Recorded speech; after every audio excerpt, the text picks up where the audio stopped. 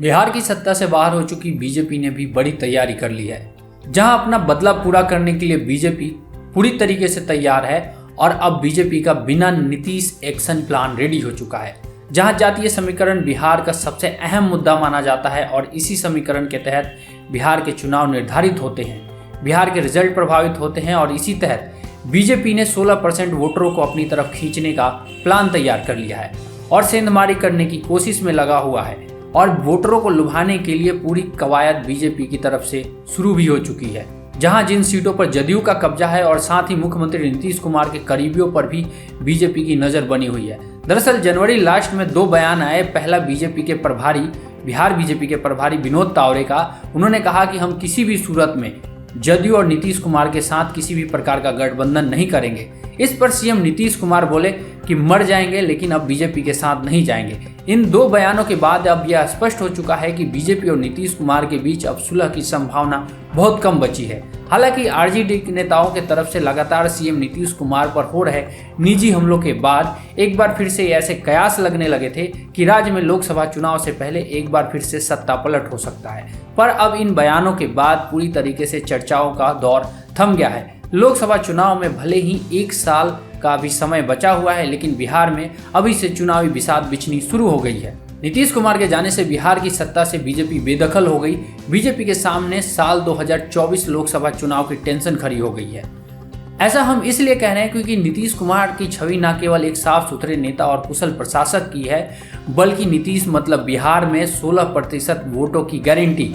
विधानसभा चुनाव हो या लोकसभा चुनाव हो, उनके वोटों का ग्राफ हमेशा बेहतर रहा है। चुनाव के आंकड़ों को देखें तो हर चुनाव में उनकी पार्टी को औसतन 20% के आसपास वोट मिले हैं। नीतीश कुमार का विधानसभा की तुलना लोकसभा चुनाव में ट्रैक रिकॉर्ड काफी बेहतर रहा है। गौरतलब है कि साल 2014 के लोकसभा चुनाव में नीतीश कुमार जब नरेंद्र मोदी के विरोध में एनडीए से बाहर होकर अकेले चुनाव लड़े, तब भी नीतीश कुमार को 16% वोट मिले थे। इतना ही नहीं, उनकी पार्टी 2 सीट जीतने में कामयाब भी रही थी। वही साल 2019 के लोकसभा चुनाव में नीतीश कुमार ने जैसे ही बीजेपी के साथ हाथ मिलाया तो एनडीए का वोट शेयर करीब 18% बढ़कर 54% तक हो गया। प्रदेश के 40 सीटों पर एनडीए ने 39 सीट जीत ली और विपक्ष को सिर्फ एक ही सीट पर संतोष करना पड़ा था। अगर नीतीश गठबंधन के साथ चुनाव लड़े तो क्या परिणाम हो सकता है, इस बात का अंदाजा बीजेपी को काफी अच्छे तरीके से है। अगर महागठबंधन एकजुट होता है तो लगभग उनके वोट 45% के आसपास पहुंच जाते हैं, जो कि एक काफी बड़ा वोट बैंक है। इससे समझने के लिए साल 2015 विधानसभा चुनाव का नतीजा देख लिया जाए। साल 2015 में नीतीश कुमार ने लालू यादव और कांग्रेस के साथ मिलकर चुनाव लड़ा था। तब लगभग 45% के आसपास उनको वोट मिले थे।